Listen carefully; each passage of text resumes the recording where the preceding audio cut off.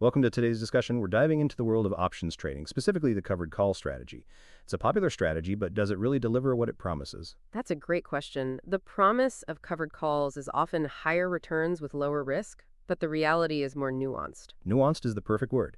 This paper we're discussing examines the strategy's performance using real-world data and different option moneyness levels. Precisely. It's not a one-size-fits-all solution, and the results are quite interesting. Let's unpack those results. What were some of the key findings? First, let's define what a covered call strategy actually is for our listeners. A covered call involves owning the underlying asset, in this case an ETF, and simultaneously selling call options on that asset.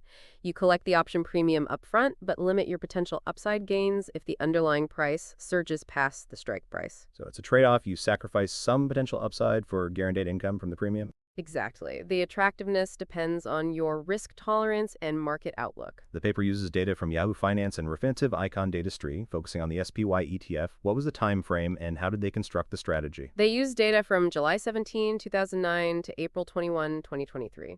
The strategy involves selling one-month call options on the third Friday of each month using at-the-money ATM options and also options that were 2 and 5% out-of-the-money OTM. And how did they account for the dividends paid by the SPY ETF? They adjusted the Black-Scholes-Merton option pricing model to incorporate the dividend yield. This is crucial for accurate option pricing. Let's look at the results for the ATM covered calls. What did the paper find? The buy and hold strategy for the SPY ETF significantly outperformed the ATM covered call strategy in terms of annualized returns.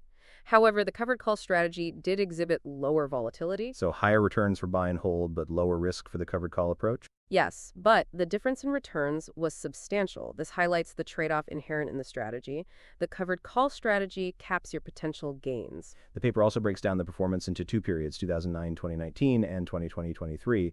Why this division? To account for different market conditions, 2009-2019 was a period of relatively steady growth, while 2020-2023 included the COVID-19 pandemic and the war in Ukraine, creating significant market volatility. And how did the covered call strategy fare in these contrasting environments?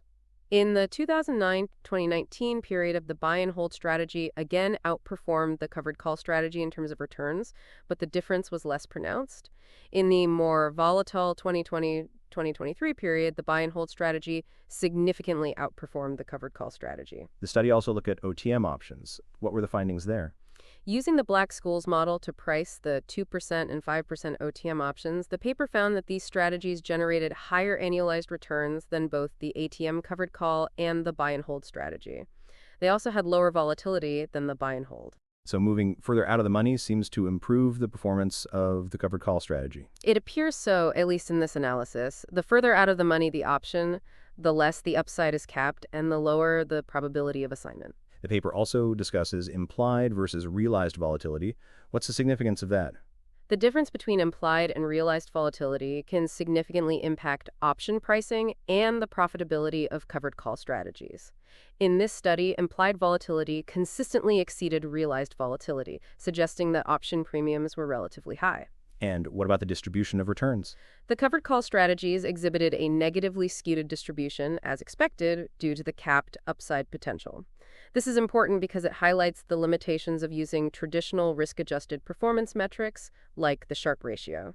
Did the paper find any statistically significant differences between the covered call strategies and the buy and hold strategy? No, despite the differences in returns and volatility, the ET tests did not reveal statistically significant differences at the 5% level.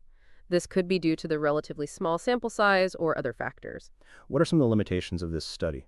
The most significant limitations are the exclusion of transaction costs and tax implications. These costs can significantly impact the overall profitability of the covered call strategy. So what are the practical implications of this research for investors? The results suggest that the covered call strategy is not a guaranteed path to superior performance. While it can offer lower volatility, the potential for reduced returns, especially in strong bull markets, needs to be carefully considered. The choice between a covered call strategy and a buy and hold approach depends on individual risk tolerance and market outlook. The use of OTN options might offer a better balance between risk and return. What avenues for further research do you see? Incorporating transaction costs and tax implications into the analysis would be crucial. Exploring dynamic overriding strategies where the moneyness of the options is adjusted based on market conditions could also yield valuable insights. A larger data set and a broader range of ETFs could also strengthen the findings. You mentioned the importance of the implied versus realized volatility spread. Can you elaborate on how this impacts the strategy's success? A consistently positive spread, where implied volatility is higher than realized volatility, benefits covered call writers because it inflates option premiums. This study showed a positive spread, but this is not always the case. If the spread turns negative, the strategy becomes less attractive. So, in summary, while the covered call strategy can offer lower volatility, it's not a guaranteed path to outperformance.